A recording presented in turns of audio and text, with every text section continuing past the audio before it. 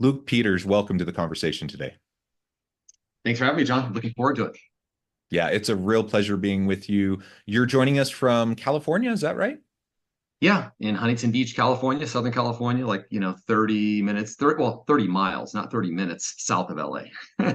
Yeah, that's a Depending. lot more than 30 minutes, depending on traffic, right? Exactly. Exactly.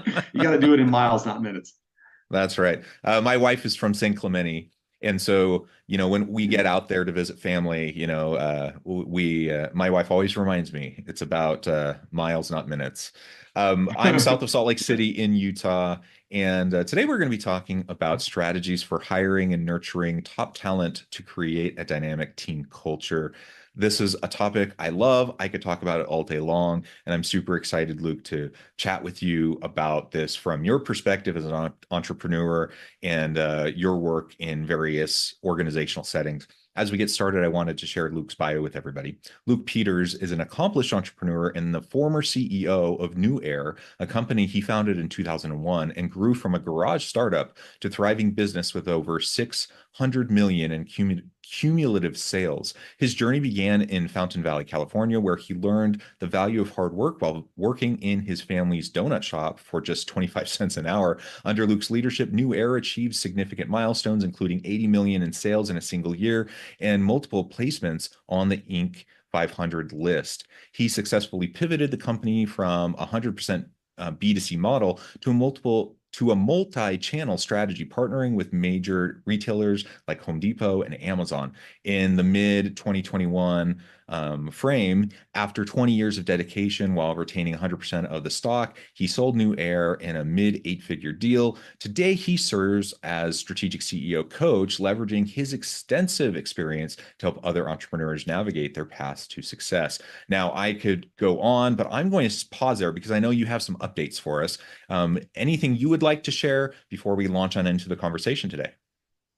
No, thanks for the bio. I grew up in a big family, so I have a lot of funny stories, but I'm sure everybody wants to know more about leadership and what I learned along the way and what you're going to bring into it, because I know John, that's a lot of your background as well.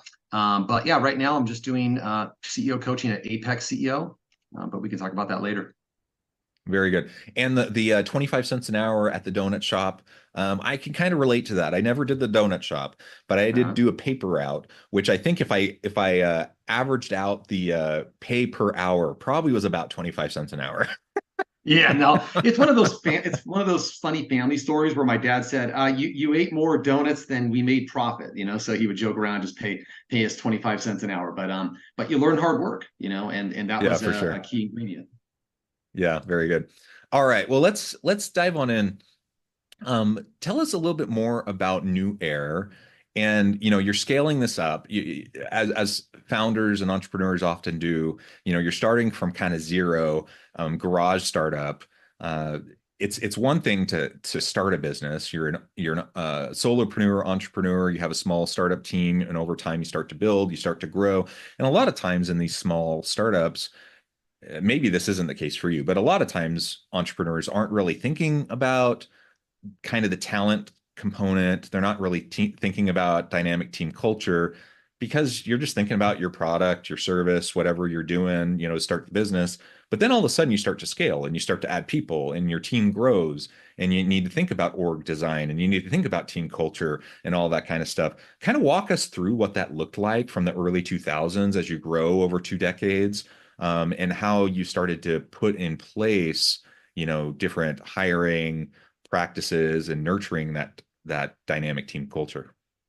Yeah, no, you hit the nail on the head. That's exactly how I was at the beginning. I studied, although I grew up working had a pool route, donut shop, delivering newspapers, but I didn't have I studied chemistry and microbiology. Okay, so I didn't study business. In fact, I started this because my little brother didn't go to school and was driving a nice sports car and was making a lot of money. And I graduated and nobody told me, if you're going to go into the sciences, you should probably get a PhD, not a bachelor's. And Hmm. after school, I had a job, but it wasn't paying great. And I'm like, whoa, wait, what is he doing here? And this was right after the dot-com bust, right? Hmm. And that's how the company started. So I didn't have that background and that formal training on business. In fact, I didn't even know what a purchase order was at the beginning, Mm. right? It was that type of setup. So for the first 10, 15 years, definitely I bounced around trying to learn all these things. I understood how to work hard, and I was creative enough, I think, where I had fun developing the product. Exactly what you just kind of pointed out.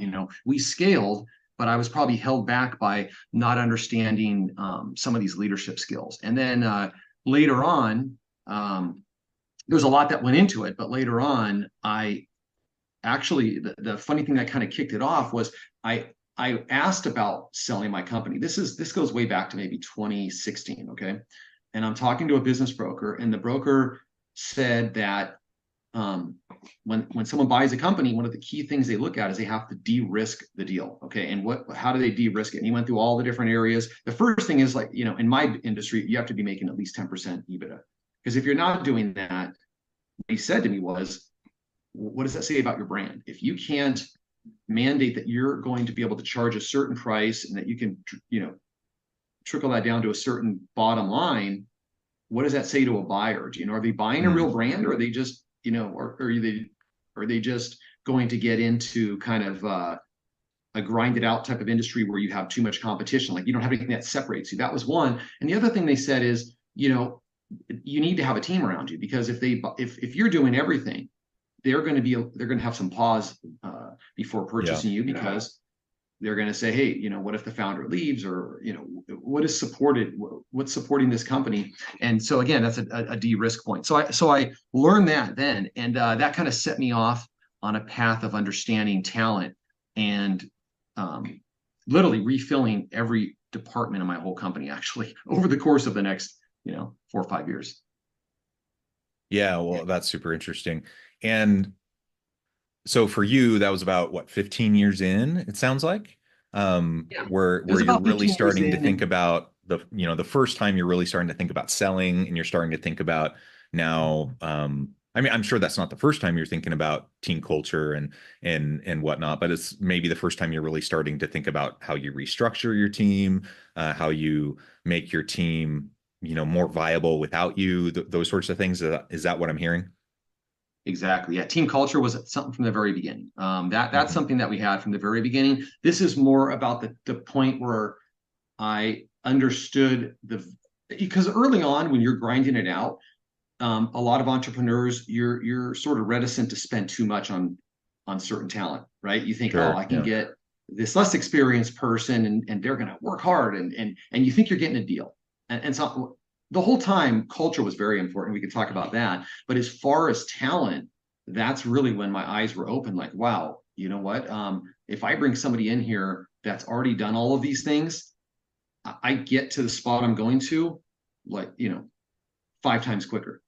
It's Hmm. so much worth hiring that experience, and that was that eye-opening moment for me, and even to the point where um, I had people who had run companies, and they were now at the VP or director, or the VP level, or at the C level, but they had run companies in the past. So I'm bringing in experienced people who knew way more than me in certain areas of finance and sales and other categories like that, and that completely transformed the company.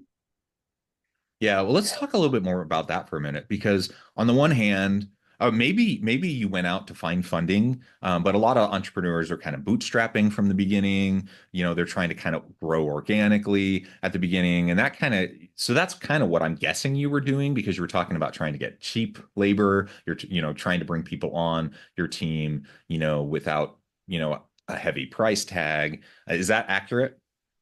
That is exactly accurate. Yep.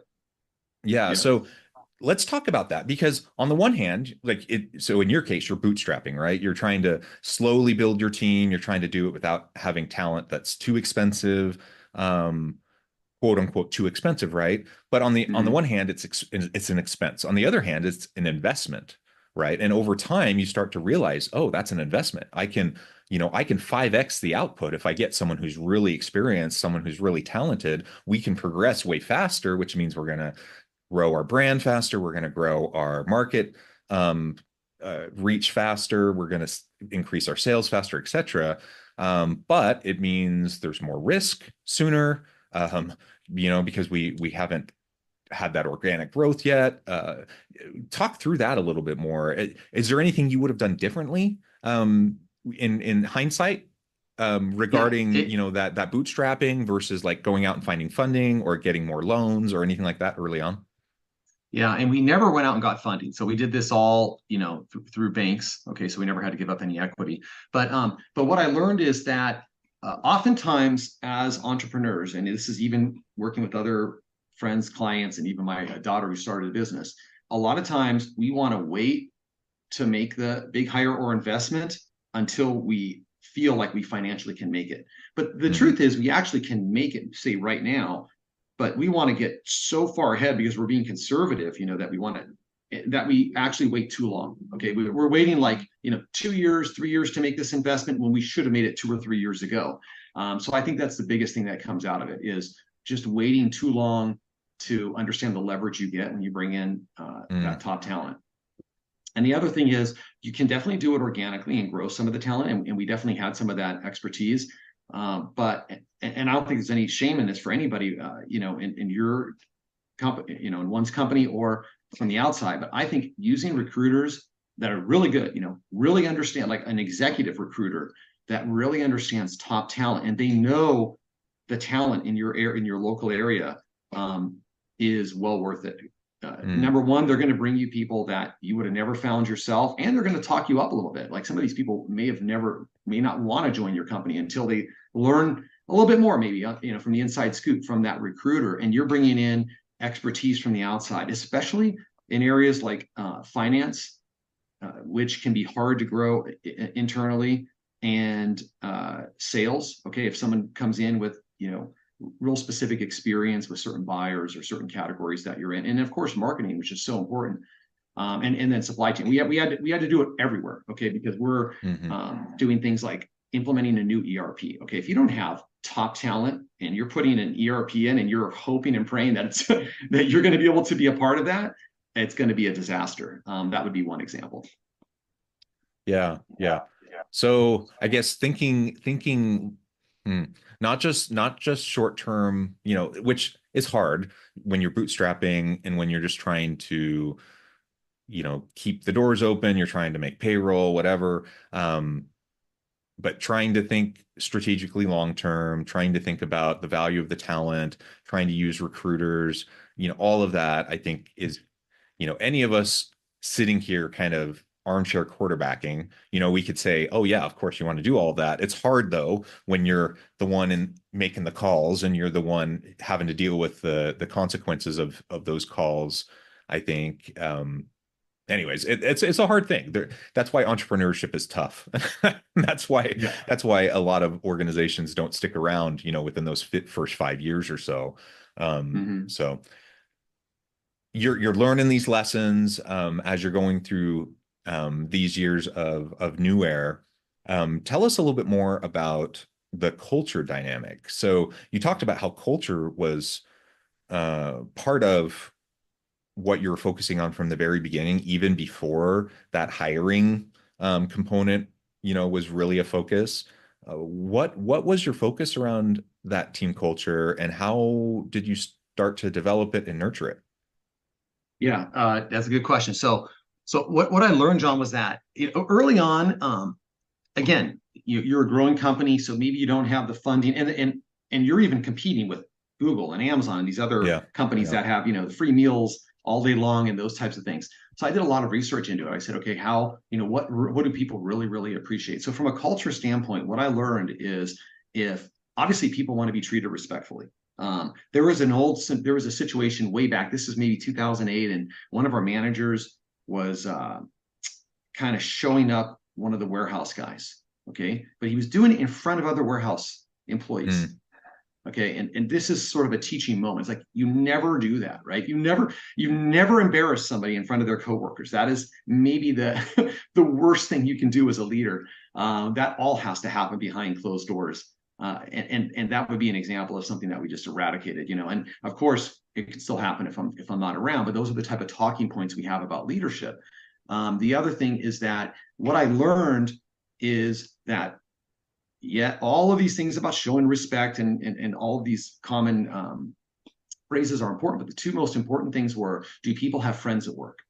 Okay, Mm. so if people have friends at work, they enjoy going to work. And how can you facilitate that as a leader? You can have events. You can have, and the events don't have to cost a lot. If you go bowling, if you shut down the warehouse early so the whole team can head out on your time, not on their time, right? You head out at like 3 or 4 o'clock and you go bowling, or you have a sports league like we had, softball teams and basketball teams, and that creates sort of community and people have something to look forward to, and then they hang out after hours and they have friends and you create those bonds within the company, and you're not having to really force it. You just kind of do it organically by just creating this organization that cares about the company. It's not super expensive. It's actually easy to do and fun to do. So that was definitely a key thing that we built into it. And then, when you're trying to hire top performers, they expect a lot. And a lot of times with smaller companies, and that was the case with ours, I'm talking about maybe when we were even 20, $30 million. Okay. And usually around this time, we might have like, 30, 45 employees, just depends on the years we're growing up. And to give everybody an idea, 30 to 45 team members, we were doing everything from the global supply chain, so that means all of the warehousing, distribution, all of that. There's a team there. We had, the finance, the sales, marketing. So sometimes there's a division, right? You got upstairs versus downstairs type of stuff. Yeah. Okay. But when you're just out playing softball or going bowling or having a monthly team lunch, you try to get rid of that. And then you try to have people sit together and, you don't just have all of one department sits here and all of another department sits there. So we actually got kind of granular. Sometimes we'd have seating arrangements and stuff like that.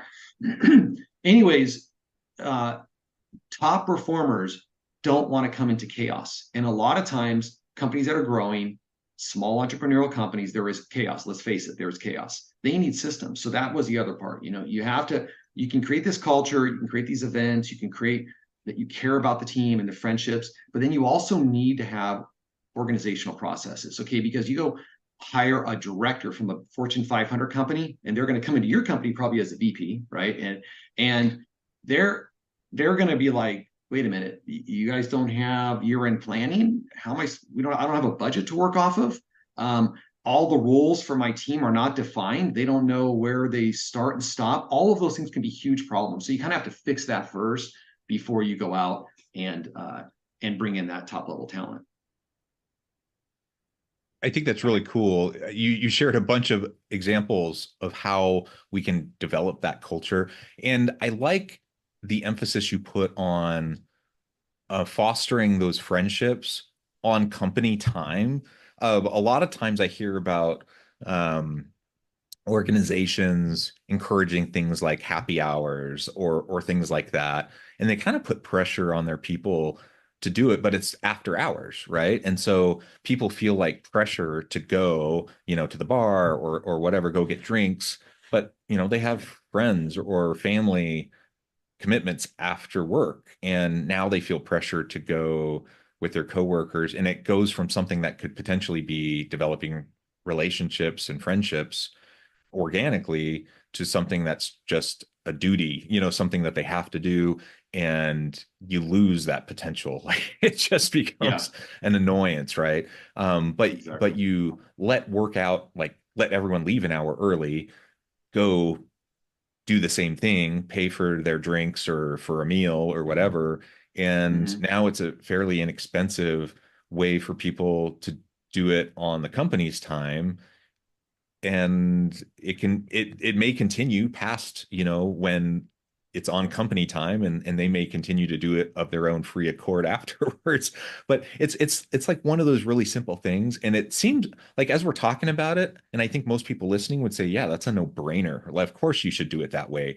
But most companies don't do it that way. Like when I hear about most companies and most people who work at different organizations, and I hear about how they do happy hours, that's not how they do it, the way you just described it. So, sometimes it's just really simple things that we can do that are low cost or no cost opportunities to develop camaraderie, friendship, morale, upgrade morale within the teams of your organization. I really like the way when you started to see that there's kind of a two-tier, employee hierarchy within the organization, that you made a real point of making sure that at mealtime that's broken down. Like you don't have to have the uh, the people in the warehouse versus the people in the office or whatever, right? Like you're just Yeah. we're all working together, we're all part of the same team, and we all can be friends, and we can all,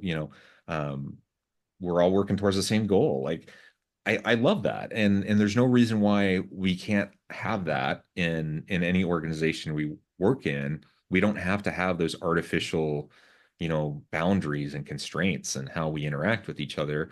Yet they tend to emerge, especially as organizations get larger. They tend to that those boundaries, those walls tend to go up unless we're really proactive about keeping them, kind of at bay, right? Exactly. Yeah. It's always, yeah, of course, you're never going to be perfect and people will complain. But like as a leader, you can't take any of that personal. Like, that's your job as a leader. You got to keep going forward because even if there's some challenges or complaints or whatever, I'm sure 90% of the people really appreciate what's going on and it's something they look forward to. And the other thing is that one thing is, American workers are very creative.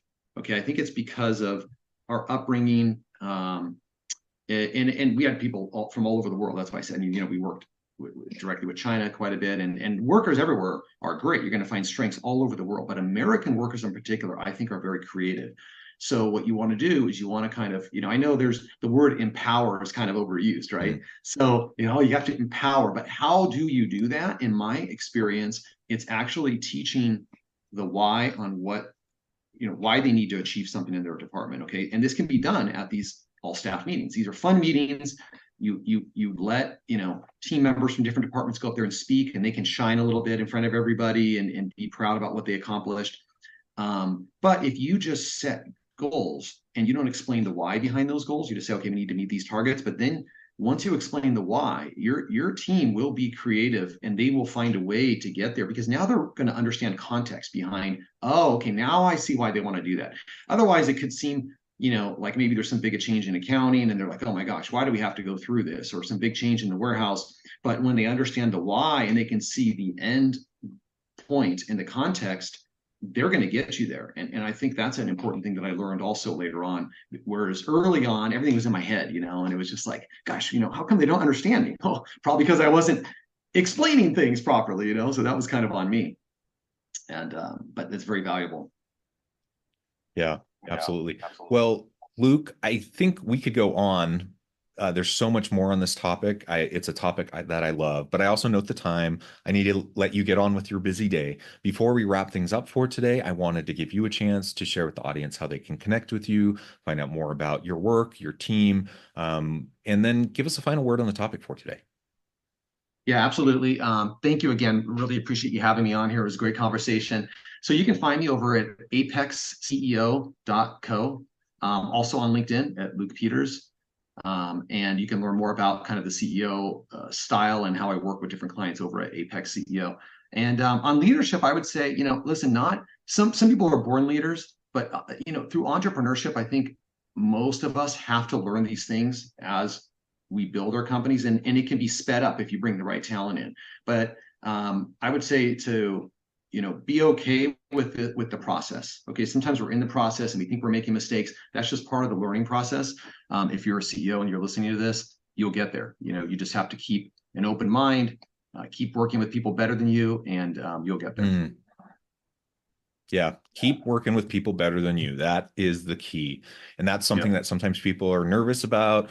They're worried about getting found out. They're insecure, whatever.